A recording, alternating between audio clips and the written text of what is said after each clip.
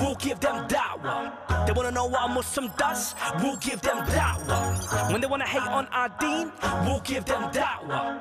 Who's the one and only? Nobody but Allah. Let me break it down right now for you. See da'wah is a call to you. It's an invitation to change your life. Calling you to see the truth. Back in the day I was living a lie. Have a fantastic day. And you too. Take care. Yeah, all the best. أسكن تريد بقرة ذلك الكتاب والرب هدى Let him read it, man. The first 5 verses. If you are sick in the heart, if you are sick in the heart, you are going the wrong motorway. I'm not sick in the heart. Take you somewhere else. I'm not sick in the heart. But if you want to have that debate, we'll have that debate. I like your Quran. Yeah. Shame you don't understand it. I understand it enough. No, you don't. And I see how you don't. the world If you ticks. think you can beat, if you think a Muslim can beat his wife, you don't understand the Quran. Simple. It says you can beat your wife. I said understand it.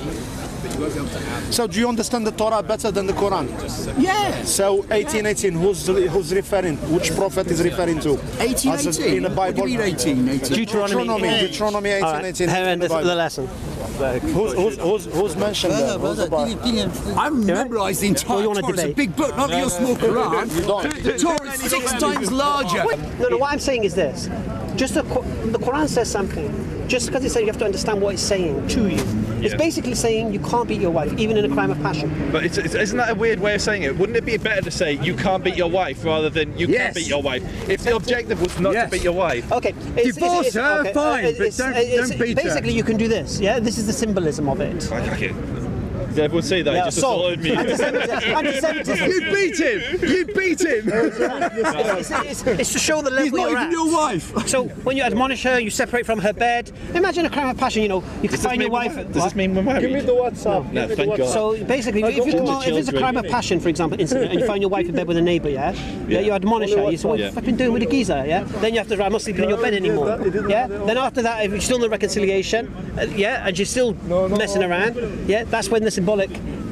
You understand? I understand what you're saying. Yeah. That's it. But I'm just saying it's not saying. It's symbolic of the next. It's not It's saying, symbolic of exactly what he said. all I'm saying After is that comes talaq. All I'm saying is it's not saying that you can't beat your wife. You can't beat your wife is really easy to express. It says you can't beat your wife instead of you can beat your wife. There's only one God. I understand what you're saying. No, but you could argue the semantics of the word used as well. There There are some people who, like, I'll give you an example. If you speak to Quran-only Muslims, so these Muslims don't accept hadith, they will interpret that verse completely different.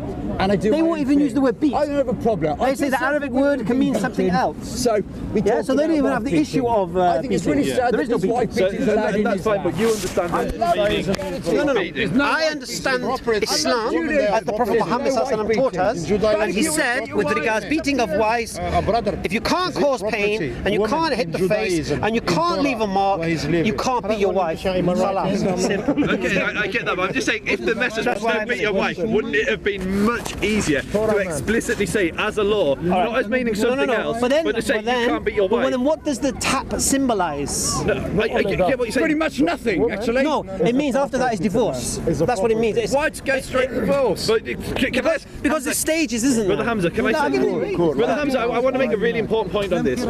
I raised the point of the United Arab Emirates for a reason. The United Arab Emirates understand that verse differently to maybe you, and I don't know to what extent they say you can beat your wife, but they understand that verse in the Quran as meaning you can literally beat your wife if she's disobedient. So the reason I'm saying, if the Quran was to send a much clearer message, and the message was you can't beat your wife, surely sending a verse which is unambiguous, which explicitly states you can't beat your wife, would be a... I'll say to you again. I'll say it would be much better. I think you misunderstood what I said to you. Okay, maybe I did. If you see, I'm not going this definitive on the Arabic words used.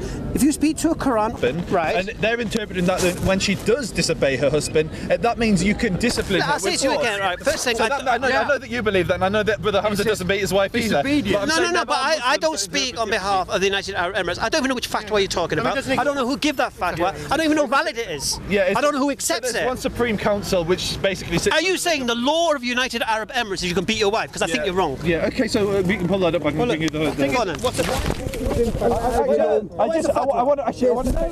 want to make one thing just because I don't like to make mistakes. It didn't say fatwa. What it said, they issued a ruling, so I read it in English. So I don't know if that ruling is translated as fatwa or is it translated as a different law in the penal code. So it could be either. It could be either. So I don't want to misrepresent Emirati law and my own. This is all on camera. See, here's what you got to understand. If you look at the rest of the Quran, you can see how we are with our wives. Yeah, we wrap ourselves in each other. Men are the twin half of women. The best of you is best of your wives, according to Muhammad sallallahu alaihi wasallam. All of these things married up, you can't be your wife, mate, because you can't beat somebody who you're supposed to love. Quran says you can.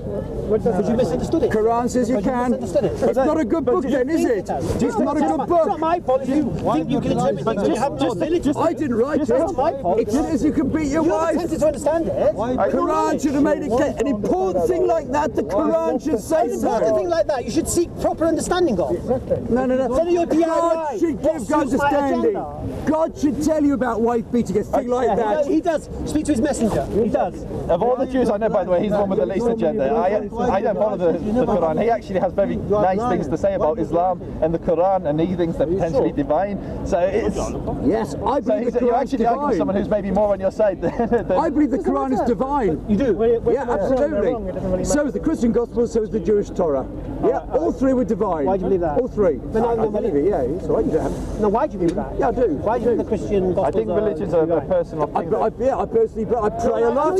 I pray a lot, and yes. So when you believe something, you need to have reason to believe it, yeah? So what's your reasons to believe the Christian? I told you, I pray. So because I pray, I believe it. Well, how does that make you believe it? Okay. What's your reason? Well, you don't have to believe me. I just say I do. I'm not saying I don't believe you. I'm asking why you believe it. Yeah, I pray and ask questions. So who do you ask? I pray.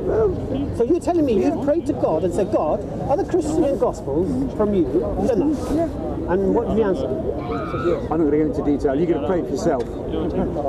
Pray and ask it yourself. I guess the answer is yes. Pray and ask it yourself. How do you know that's God saying yes? Pray and ask it yourself. How do you know that's God saying yes? You don't have to believe. I believe it. You don't have to believe I believe it. That's all right. Listen, I'm not questioning what you believe. I'm asking why you believe it. Yeah, I believe it. That's what I believe. My prayer, the answers I get. Maybe he doesn't want to. I believe the answers I get. Question. I said. I told you. Look, I told you. He didn't put it out. I volunteered that information for him. I said he believes the Christian Gospels are divine. I'm asking why he says that. Yes. But I assume for the same reason. I told you. I pray and I get answers. You could pray and get answers. Yeah, God. How do you know it's God answer? You don't have to believe me. I just told you. I believe it. You don't have to. How do you know it's God? Because I just. Maybe I'm wrong. But I believe it's God. No, I do. I do. You don't know. I do know. I do know. Can I come back? Because we're kind of like no one's really answering these questions. I think the most important point that's come out of this conversation, for me, I found it really, really interesting, was the purpose of law. So in the Jewish Old Testament and the Torah, the laws are really explicit, and they're the rabbis have some influence on how they're interpreted, but basically, if the Torah says you can do something, it's permissible. If it says you can't do something, it's not permissible. If it doesn't say anything, then legal positivism says you can do it. In Islam, we're saying there's a verse in the Quran, and it's really interesting for me, I'm genuinely interested in this. It says there's a verse that says you can beat, or unless you're a Quranist, then it means something else, but that actually means the actual opposite of what the verse is saying. So that for me is really, really interesting, and it doesn't seem. If you look at the context, you look into it. Okay. Look at the tafsir about it. Look at the hadith with regards to it. I'm listening to them. Yeah, and that's how you understand the Quran. So, for instance, could somebody interpret the verse where it says you can't eat everything from the sea? Actually, here's a great example. In the Torah, it says that you can't eat anything from the sea unless it has fins and scales. Yeah, almost all streams of Islam, with the exception of the Hanafi, say that actually everything from the sea is lawful, because that's what the Quran says. The Quran says everything in the sea is lawful unto you. So could we exist in a world where actually that verse could mean the complete opposite, and it actually means that you can't eat everything from the sea? Depends whether or not the Prophet Muhammad elaborated on that verse. So because the Hanafi, I believe the Hanafi say that you can only eat what the Jews eat, basically, which is which is what the Jews do. Is that coming from a hadith? No, but here's the thing. Do you understand schools of fiqh? Yeah. You understand? I don't know how they work, but I understand. You understand, like, for example, Hanafi fiqh from Abu Hanifa. Yeah. Do you understand? Say again. The school of what Hanafi might teach now, maybe it will come from Abu Hanifa. You understand that? I understand that things can evolve along the way and things can come in and corrupt something. Is that what you're saying? No, what I'm saying is, if you go to Hanafi fiqh and find polar opposites on the same issue. Okay, okay. And you're saying because those polar opposites exist, only one of them can be right. So am I keeping up with you? Sorry, you're moving quite fast. I'm just giving an example. You're trying to go that definitive. So, for example, let's say in Hanafi fiqh they say you can't eat shellfish, you can't eat lobster, you can't eat crabs. The mic's there. The mic's there. Oh, is it? Oh, where's that cheeky scab? Is that yours? Yeah. Where's yours? I took mine off. Cheeky what? he's selling the audio. I'll get you a good deal. A good deal. No, £10, 20. I'll cut you on 10%.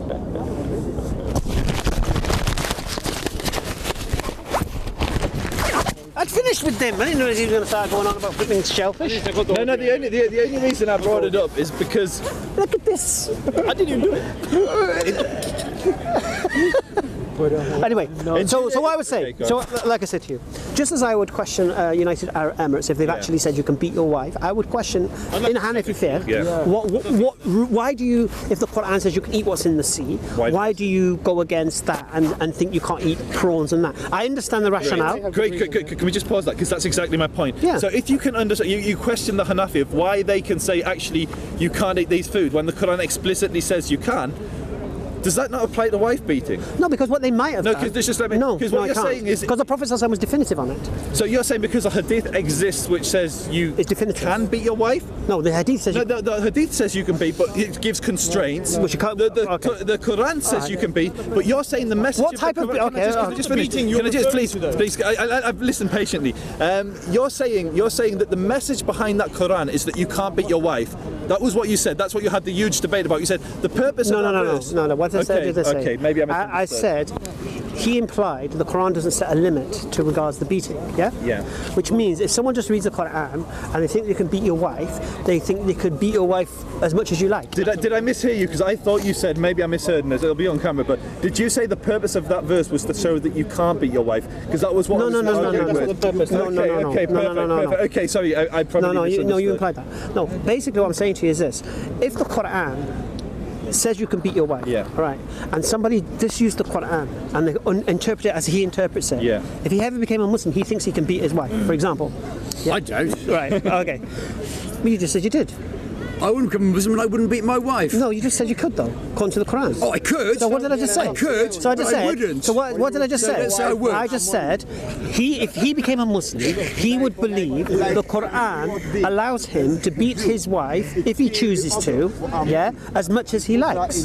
All right, because there's no limit to it. It doesn't say stop here, stop there. All right. Maybe he believes that that's up to the individual. Same way that slavery is permissible. And like I said to you, so then according to the individual, if they catch their wife in bed with a neighbour and they know they're allowed to beat their wife's going to get battered if there's no limit to it, But in Islam, because of the teachings of Muhammad ﷺ with regards to that verse about the beating, no hit in the face, no causing pain, no leaving a mark, that's no beating.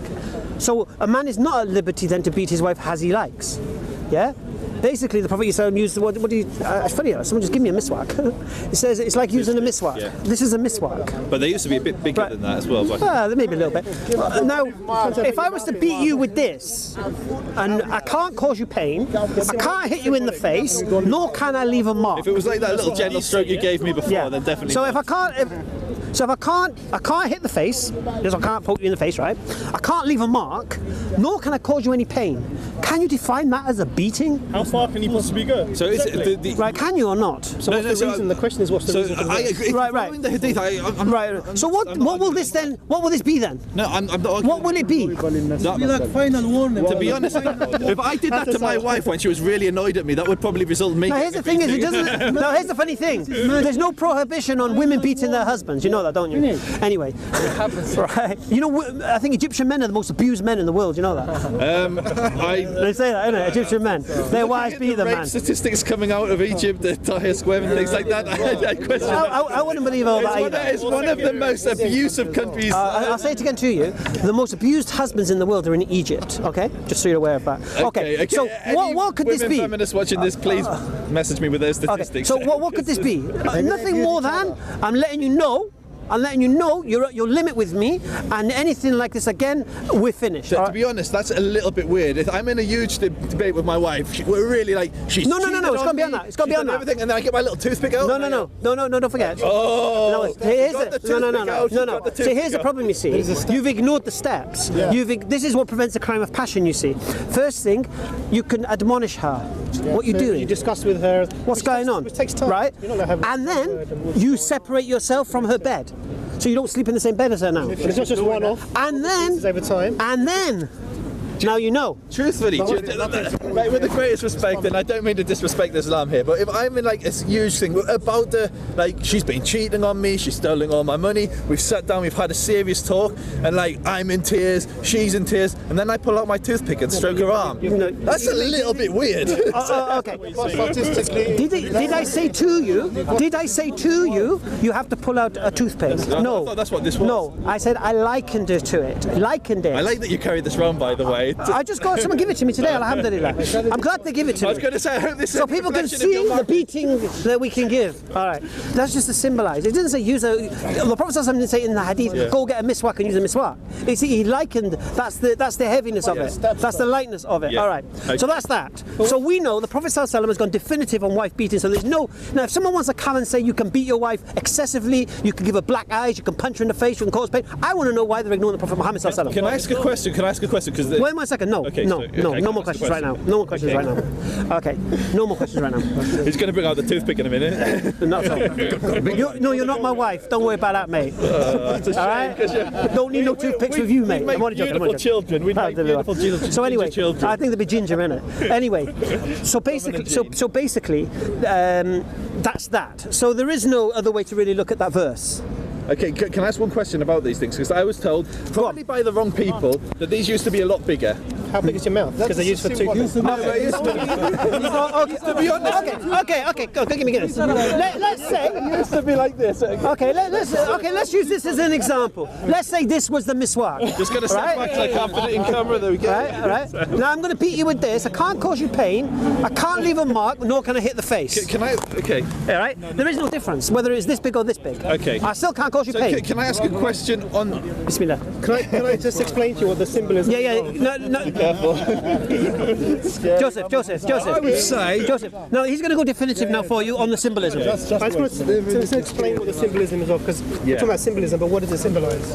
All of the steps that are previously described, they're between the husband and wife. So Together, yeah. there's been some sort of illegal intercourse or whatever. The husband first has to sort of discuss with her, argue over the matter, like what's going on, can we resolve this? That will take months to do that. If that doesn't work, then you separate yourself from the marital bed. Again, it's not for one night I'm not sleeping with you. That again takes months. Who's that punishing? Well, probably yourself actually. But you're trying to make the point that actually this is something that's very serious. Yeah. Then this is still between the husband and wife. It's not. It's a private matter. No one knows. The next step then is this, and that's I'm going to sort you. But this is the and that's point. symbolising the step that follows this. This step symbolises that this is now going to become a public matter, because when the next step then is bring the people, two members from her family, two members from your family, and the verses go on to say this if you read them. Just on that, does she have the same mechanism? Yes, so she does. Yes. She does. So she doesn't can say hit you so in with the this one. Quran. But it's not that. Doesn't say so in the Quran. Because this is why we explain to you that we take our understanding from a wider source than. Are there hadith that say that the woman can use the miswak on the man? No, it's not the miswak that's used, but she has the same mechanism. She can get other people involved. What can she do? There is another person. Personally, I'm not sure aware of what she can do, Okay. but she is able to bring. My understanding was a woman couldn't initiate a divorce in Islam. She can. It's called a khula. She can do that. Perfect. It's just a different way of doing it. It's not the Okay. same mechanism. Because women are more emotional than men. Look, there is a So the surah- I symbolism. don't know. We've got some pretty emotional men in Speaker's Corner. There's a There's some pretty unemotional women. No, but if a woman had the right of talaq, men would be divorced left, right, and centre because we're not saying there's anything wrong with it, but they have an emotional nature and they could react in a certain way. So you're saying women would be more likely to divorce their husbands? Oh, most definitely. So the Quran protects men from being divorced by their No. wives? Basically, God Almighty knows the nature of men and knows the nature of women. And now this is not a generalisation as such, but more often than not, women can be more emotional than men. So would you say the high divorce rate in the West is because women can divorce their husbands? No. We're talking about the mechanism of talaq. Okay. See, the route for the woman to divorce is longer than the route for the man. Yeah, depending on the school of thought with regards to talaq, 3 talaqs, and then it's over. Okay. Oh, okay. So a man is more likely to reason it more than a woman, maybe more likely just to an emotional state. I know, I've not always been a Muslim. Yeah, I've experienced women, and they do emotional things and regret it after. Yeah, more often than not, men, unless they're in the influence of alcohol or whatever, generally have a more reasoned view on it. Just the way we're made up, I believe. Okay, personally. I disagree with that, but that's fine. You can disagree with that. I don't mind. Fine. But I'm just trying to rationalise the different mechanisms with regards to divorce. But that's another story. But anyway. Merkel and Thatcher and things like that. There may be. No. Nobody's saying. Like I said to you, it's not every woman and every man. There are emotional men. I agree with you. To be honest with you, a lot of I see a lot of Arab men are very emotional. But mashallah, it's reactionary. Someone insults Islam or insults the Prophet Muhammad, they react burning this and effigies, and you know what I mean. Whereas I'm a Muslim, if someone did these things, I wouldn't react in that way. Yeah. But we all have our different makeups, you know what I mean? But when we're in relationship matters, yeah, it's a different story. But anyway, this is going off the point. Just explain the symbolism. So the point is that the symbolism is of a private matter now becoming a public matter. That's all it is. And it's actually nothing. Sure. It's actually a series of events that then signifies actually now that this is no longer between us. So this is going to become a greater matter. Is the malak done in public there? Talaq. Malak, sorry. Talaq. I thought talaq was when you said it. Yeah, what's malak? I thought what you said, this thing was called, what's miswak. Okay, so many Arabic words. No. This is telling her, you don't, okay. Yeah, that's still behind. So the talaq, which you say 3 times. What I need you to understand, what I need to get out of your mind, what I need you to get out of your mind is that someone's got a miswak on a little shelf in their house, right, waiting to use it in this event. All right. This is just symbolising the lightness of the tap. It's not saying go and get a miswak and utilise that. It's basically the level. When you were given this, I was concerned someone was promoting misogyny and wife beating, but that's not the case. What I would say. So basically, what he's saying is, so after that symbolic, then that's when the other families are going to find out and everyone's going to come together. And after that, if there's still no reconciliation, then obviously talaq. The word that's used. Allah should not have used the word beat in the Quran. If what you're saying is true, he should not have used the word beat, because the word beat has a meaning, and the way you describe it is not beat, it's tap. Maybe, yeah. So I would. I'll say to you again. What is the Arabic word used? Well, I trust the Muslims who translate it. No. I'm saying you said Arabic professors in every Quran I've read says beat. That's the word they use. No, but how do you understand that word? They should use the word tap. If there's a standard. What's the Arabic word for tap? There's a standard word. People know what you mean by beat. If they didn't mean beat, they've used the wrong word. Anyway, they've used the wrong word. We know your opinion. I'd love it if you changed the Quran, took out the word beat and said tap. That'd be much better. If you were to get water and you lifted the water into your hands and you threw it on your face, the same word would be applied to that action. So if you think you're beating your face with water, then that's your own opinion. But this is actually what the word is also used to mean. So the word that's used and translated is unfortunate. Just on that, are there any Muslims that believe that word does mean splash with water? Quran only. Because I've had water thrown in my face by emotional women before, never the other way around. She was symbolising to you that that's going to become a public matter. No, but Quran only Muslims, I'm pretty sure, interpret it in that manner. And when he says Quran as well, when you give example, you give وَضْرِبْ لَهُمْ مَثَلَ الْحَيَاةِ الدُّنْيَا. Means somebody's hideous and you should just give them. The lesson from all of this, Joseph, you should get, and even you should get, okay, is this. The Quran is not always saying what you think it's saying. So when in future conversations you're speaking with Muslims and you try to use verses of the Quran to support you, make sure you understand those verses before utilising them. Okay, that's all I'm saying. My response to that. We say there's no God but Allah, and Muhammad is his final messenger. The ones on thee know it's a sacrifice, but it's a small price to pay for all the rewards we'll get from Allah.